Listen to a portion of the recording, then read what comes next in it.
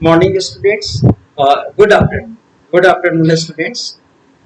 Uh, Today we are going to just discuss about the Vijayanagar Empire, or particularly on the three topics we shall center our discussion. First is here uh, Rayas, Nayakas, and Sultan. Second, kings and rulers, the relations of kings and traders. And third, the apogee and the decline of empires. Understand? The third one is the apogee, its climax and decline of the Vijayanagar Empire. Although a certain concepts I have already mentioned in our previous classes, uh, and the topic of the today, students, we know very well. The many uh, traditions, many of the tradition and the epigraphics evidences. Traditions means the traditional writings or the traditions or evidences from the Virupaks, temples, shrines, remains, or as well as the tales and the stories, oral witnesses, or epigraphic evidences. Epigraphic evidences means those writings which had been the carving outs inscribed on the temple's wall and as well as on the pillars or the stones. Understand? On that basis, we have to confirm evidences that the Vijayanagar Empire had been founded by the two brothers, although they were the five brothers and fugitive from the Campbell. Understand? Or they now two brothers say, okay, who did much struggle and now gradually enhanced or inherited the power. Harihar and Bukka, these were the supposed to be the founder of the Vijayanagar Empire in 1336. Understand? These two brothers supposed to be the founder of the Vijayanagar Empire, or this empire included within its fluctuating frontiers. These empires was not to become the emperor or the kings of that Vijayanagar Empire was not the bed of roses. It's a this position was the bed of thorns, and now this empire included within its fluctuating frontiers.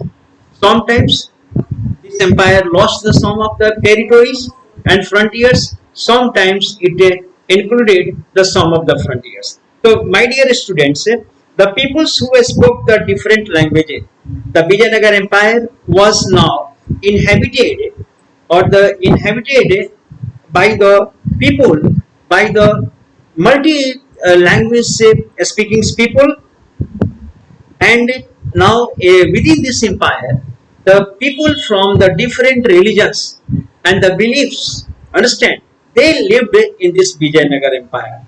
Okay, different religious traditions, the people now they lived here. Now we can say that now the Christians, Muslims, or Hindus, Buddhists, Jains, Parsis, with all kind of the religious beliefs, all sorts of the people of the different religious beliefs lived in the Vijayanagar empires. Understand? They were living here, and moreover, students.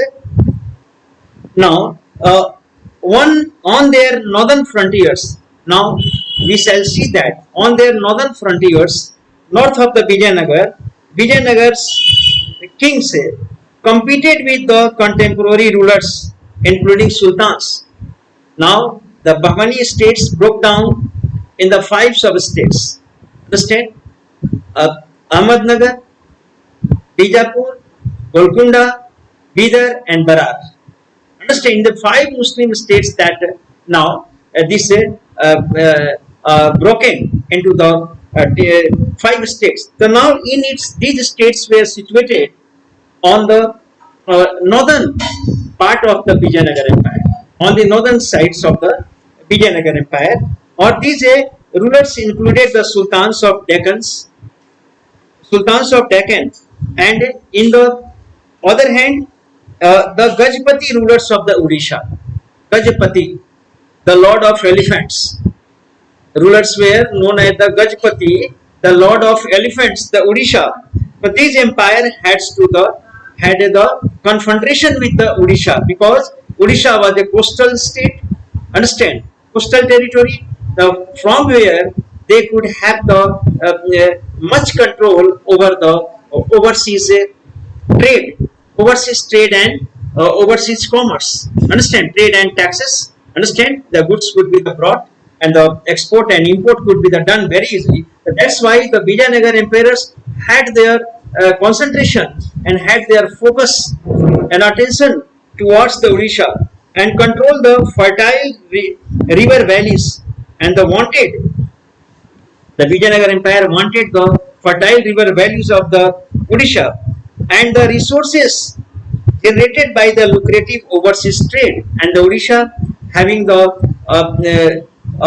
revenues, understand, and the rich resources generated by lucrative overseas trade. Odisha was now generating the lucrative overseas through the resources through the lucrative overseas trade. Understand? That's why the Vijayanagar had its attentions and the focus on the Odisha and the Gajpati states. They have the confrontation over that, and interaction between these states led the sharing of ideas. Although these states have the no doubt and not blocked relation, no, they had the interaction, or they had the sharing the idea, especially in the field of architecture. These all states, okay, now situated there, they had the interaction, understand, and particularly in the architectural relations, understand. Now the masons from one state to the other states now shared, and they way for the building of the structures. So in viewpoint of the structures, they had may have been the similarities, or the moreover the rulers Vijayanagar borrowed. We know that borrowed the concept and the building techniques. The Vijayanagar Empire, okay, now was indebted for getting the building techniques, which they then developed further. They got their building techniques from their rival states also, from the Sultans of Deccan and as well as from the Odisha.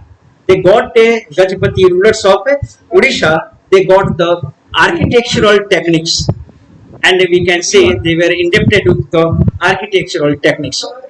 Understand, the students, now here we can see that the Vijayanagar empires, understand, or this empire was the much having the challenges and having some of the ambitions to got into the conflict against these states. Here the some, we know that incorporated within the empire had witnessed a development of powerful states such as those of the Cholas, and moreover some areas where the incorporated within the empire, some area which has been the incorporated, where incorporated like the within the empire had witnessed the development of the powerful states. Now we know that some of the development Chola in Tamil Nadu, those of the Tamil Nadu, Hoysala in Karnataka, and the ruling elites in this area extended patrons for elaborate temples such as the Brihadeeswar temples, at the temple at Thanjavur, and the Chennakeshav temples at the Belur. The rulers of Vijayanagar, who called themselves the Rayas. Now generally the Vijayanagar emperors used to call them as a Rayas. Understand? As it as the Rayas. And moreover, who called themselves Rayas, built on the traditions and carried them as well as the literary the new heights, or this was the traditions of Rayas, understand, or the carried a very high. And moreover, uh, they were now here the sultans were called as the uh, Aswapati, understand. Sultans were known as a Vijayanagar Deccan sultans were termed as a Aswapati, means the lord of horse, or the king of uh, Odisha called as the Gajapati, means the lord of elephants. And the moreover the Rayas are also called, these Vijayanagar empires were called the Rayas. They were also called as the Narpati. Narpati, the lord of men. Understand? So they assumed the different titles. Understand? The ruling their states and the ruling their principalities. Moreover, students, now we shall centered towards the trade and the kings and the traders. Now we know that it is a Vijayanagar Empire, Bahmani, Vijayanagar, or Ahmednagar, Bijapur, Golconda, Bidar and Barar, and the Odisha, or here in the southern part, the Chola dynasty, understand, up to the Tamil Nadu, they had the strong struggle. And Vijayanagar Empire, since they were the king, were the very ambitious, they wanted to establish their empire, very vast empire. So that's why they were, and the Deccan states were always in the conflicts, in a state of conflict. So to be in a states of conflicts, they had required the arms, ammunition, understand, or the arms technique, warfare techniques. Horses now were the much decisive for part of the warfare. Horses were the good horses. Understand? The entire medieval period, we will see that the horses had been the one of the big cavalry, was the one of the strong part of the regiment, a strong part of the army. Understand? And it was the winning factors.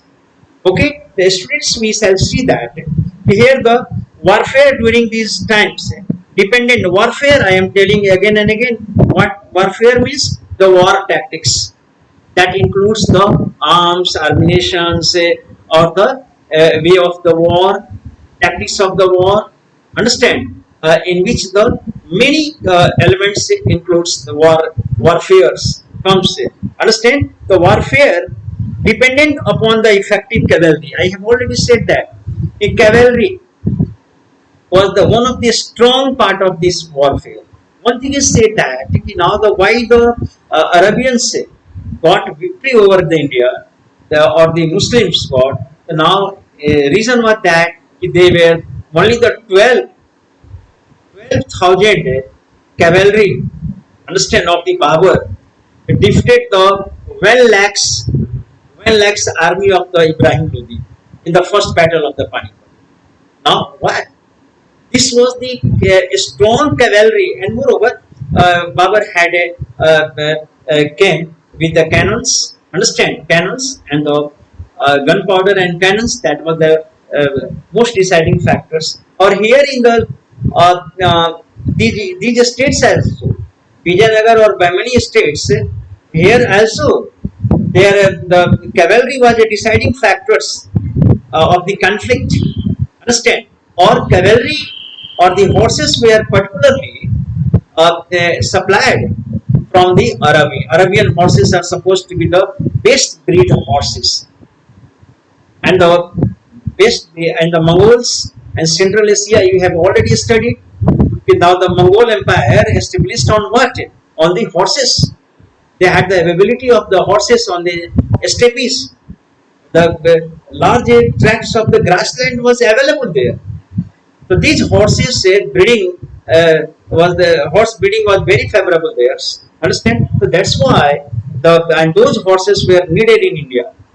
Understand? In every battlefield, every battle in the medieval India, the horses, this wing was most ardent and the most required.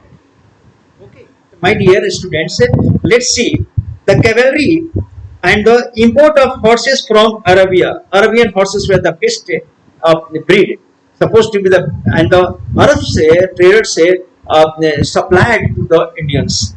Understand? Indians at a very high price. Horse were of the different kinds, as donkey or the other kind of the horse, but the Arabian horse are the very strong horse. Supposed to be the, and the, so the important horse from Arabs or the Central Asia was very important for the rival kingdoms, or these all rival kingdoms, the Vijayanagar or Bahmani states, they were involved there. Understand? They were very much inclined to having or the getting the horses. Understand? For the war, because they were involved or indulged in the mutual conflicts. So the students, they required the horses and the kingdoms, important rivals kingdom. This trade was initially controlled by Arab traders, or the, I have already mentioned that the Arab traders, the horse trading was are particularly controlled by the Arab Muslim traders. This trade was monopoly. They have the monopoly of the horse trade. Understand? Arabians had the, and the trade was initially, or the local communities of the merchants and the local communities who used to take the horse, or used to purchase the horse, or involved in the horse trading. They were called as the Kudirai Chetis. Kudirai Chetis. These were the called Kudirai local horse traders. Understand? They called as the Kudirai Chetis or horse merchants participated in the exchanges. The local horse merchants called as the Kudirai Chetis. They were involved in the local horse exchanges. Moreover, from 1498, we know that Vasco da Gama discovered understand, trade routes to India, and then the Portuguese began to establish there and started by stepping in India. Understand? Began to influx in India, and or they intended to capture the trade centers of India gradually, or involve and try to capture the trade with India. Understand? So as a result, what happened? These or the actors appeared on the scene. These Portuguese, or we know that they conquered in 1510. By that they made the conquest over the Goa. Understand? Goa, Daman, Diu. These steps, or they began to expand their power. But now these Portuguese involved in the conflict with whom? We know very well, the Arabs and these Portuguese, and as well as the Bahadur Shah of the Gujarat. Understand? These Portuguese involved in the conflicts with the local traders and the local rulers, because the Portuguese wanted to make their dominance over the India and over the trades and over the territories also. Understand? And moreover, they started the baptizing or the converging the local people into the Christianity. Forcibly, and moreover, the forcibly started and began marrying the local ladies, local women. Understand? They started this kind of the things now created the resentment and the conflicts. No doubt, the Arabs were very serious contenders of the uh, uh, contenders of this Portuguese. A conflict started. Understand? And in this process, Portuguese who arrived west coast of the subcontinent, we know very well, attempted to establish the trading and military station. They began they established in India trading and or station or their superior military technology. No doubt, we know very well. Now Europe was emerging towards the heading towards the technological development. But these, no doubt, the Portuguese had the much better technology with them. Understand? So, or the military mights they have, and their superiority military technology, and especially the use of the, and they had the superior military strategy or the superior military resources like that, or the tactics also. Musket they now introduce in the enable them to become the important player in the tangled politics of this period, and the politics was very much tangled or entangled. Understand? So their superior musket system introduction of the warfare, okay, this now helped the Portuguese to make themselves and to establish themselves under in a very dominant positions. Understand? Or in fact, Vijayanagar was also noted for its market. We know very well Vijayanagar having its trade dealings in the spices or textile.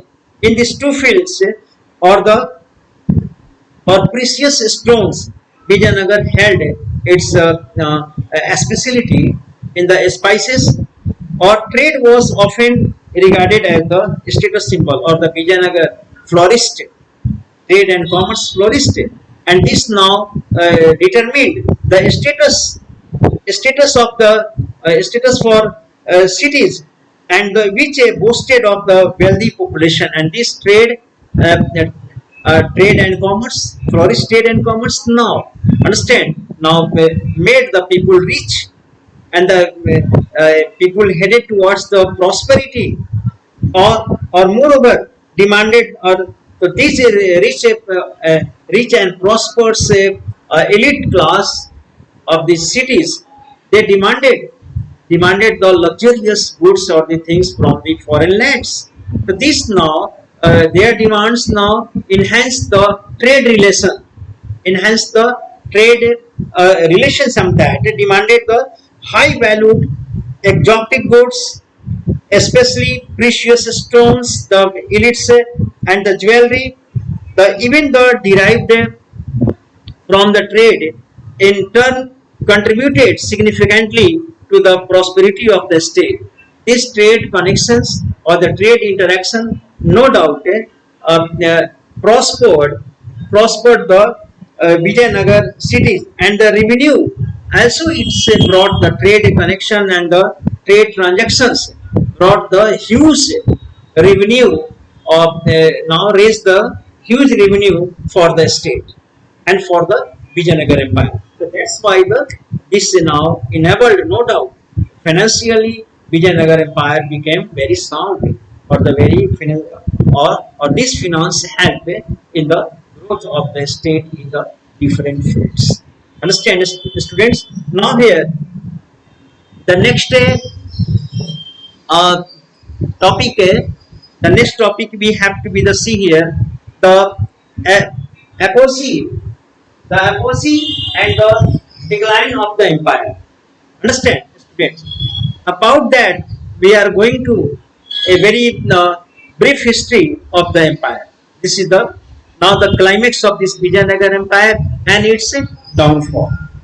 Already we know that, within the polity, claimants to the power included claimants to the power included claimants to the power claimants to the power included a number of ruling lineages as well as the military commanders.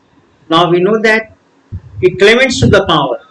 In the beginning, there were many people,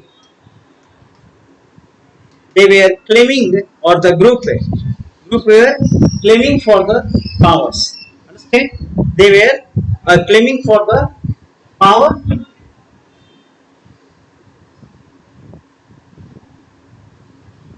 uh, claiming for the power. Understand? Many groups were in the under the competitions of the power tussles to get the ruling lineage of the military commanders also. They were in efforts of the getting the power. In the beginning, first dynasty we know the Sangam dynasty. I have a man named the Sangam, whose son the Harihar and Bukka. Understand? The first day, as the Harihar and Bukka founded their the empire and founded the laid the foundation of the Vijayanagar Empire. So this are in the name of their fathers, they named this dynasty as the Sangam dynasty. Understand? Or exercised the, and this Sangam dynasty ruler were now remained under the power in the 1485. Till then, they controlled the Vijayanagar's powers, and moreover, they were supplanted by the Salwas. A military commander Salwas, they replaced the Sangam, this dynasty, who remained in the power till the 1503. Then the Salwas, Sangam were deposed by Salwas, and Salwas military commander, their dynasty ruled till the 1503. Understand? Or further, when they were replaced by the Tulwas, after the Salwas were replaced by Tulwas, and this Tulwas, under this Tulwas dynasty, Vijayanagar Empire got its climax point. Understand? And arrived at its climax point. And the Krishnadev Raya was belonged to this dynasty. You can understand that.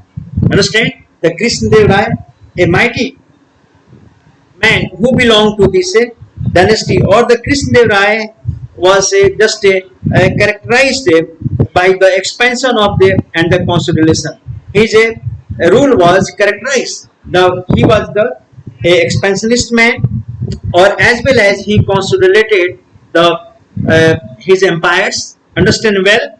Or this is the time when land between the, or the main bone of contention between the Tungbhadra, between the other states, but that other Brahmani states were, this was the time when between Tungbhadra and the Krishna rivers, Raichur Doaba. Remember, Raichur Doaba was the very fertile Doaba. Understand? And to make the right over that, to hold the command over the Raichur. So these powers, Vijayanagar and the other states or northern Deccan Sultan's states, we are now making the effort to capture this Raichur Doaba, because it was a very fertile lands and was acquired, or ultimately Krishnadev Raya got the success to capture these territories in 1512. He conquered, and the rulers of Odisha were also subdued in 1514.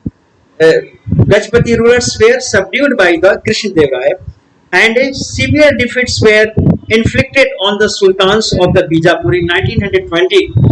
The Krishnadev Raya now severely gave a crushing defeat to the Sultan of Bijapur.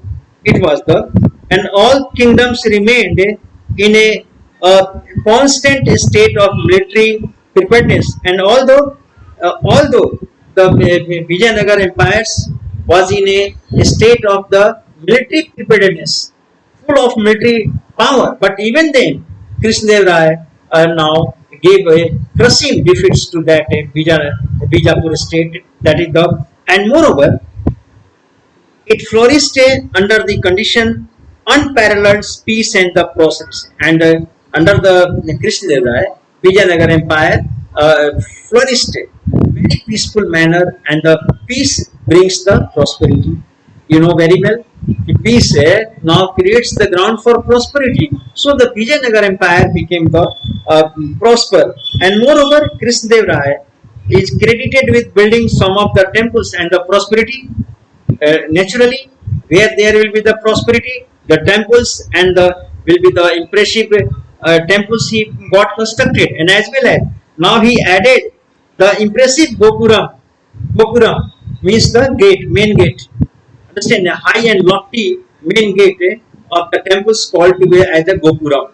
Understand, he got and got constructed the Gopuram to the many important South Indian temples. Now he ornamented and lavishly got constructed, and moreover, he founded the suburban township also.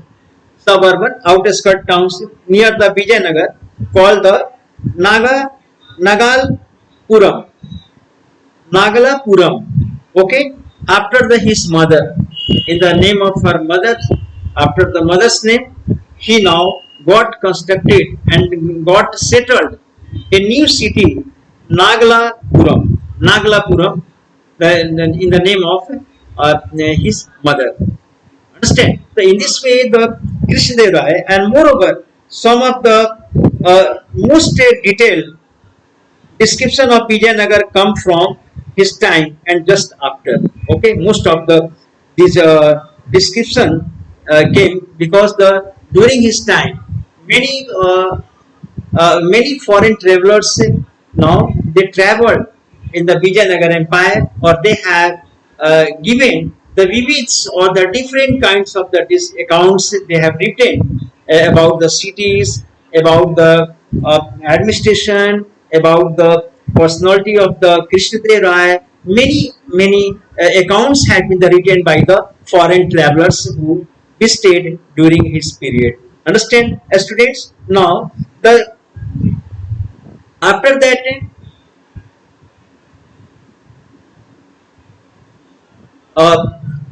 we see that